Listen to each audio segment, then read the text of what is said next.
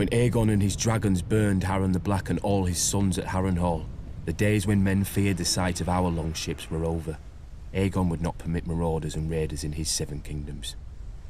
With Harren died our empire and the old way that forged it. But what is dead may never die. 6 years after Robert Baratheon won his crown, my father, Balon Greyjoy, sought to restore our ancient rights. He declared the Iron Islands independent and himself its king, and sent the Iron Fleet in a daring raid on Lannisport where they burned the Lannister ships at anchor, making us unchallenged in the Sunset Sea. This was the seed of our undoing. My eldest brother Roderick led a frontal assault on Seaguard, a town built to protect the mainland from us. After ferocious fighting beneath the city walls, he was slain by Lord Jason Mallister and his men defeated. By this time, Stannis Baratheon had brought Robert's fleet around Westeros and somehow managed to trap the Iron Fleet at Fair Isle, smashing it. Robert's victory was now all but assured, yet we made him bleed for each island. Stannis Baratheon captured Great Wick, the largest of the Iron Islands, and Ser Barristan Selmy himself subdued Old Wick. Robert and Lord Eddard Stark led the main assault against the island of Pike. They razed the town of Lordsport to the ground before Robert turned his full fury on our family's stronghold.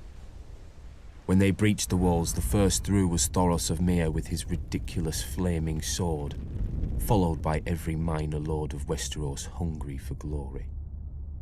My other brother Maron was killed when the siege engines brought down a tower on his head.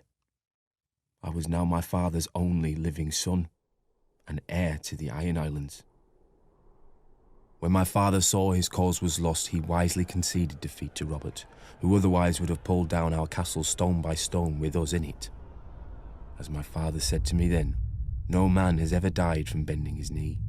He who kneels may rise again, blade in hand.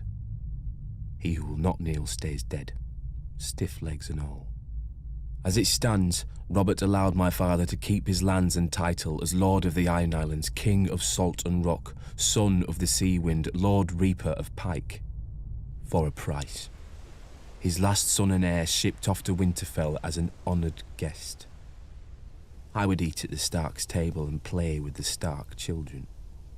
And if my father rebelled again, Lord Eddard Stark would take his sword and cut off my head. It would be his duty.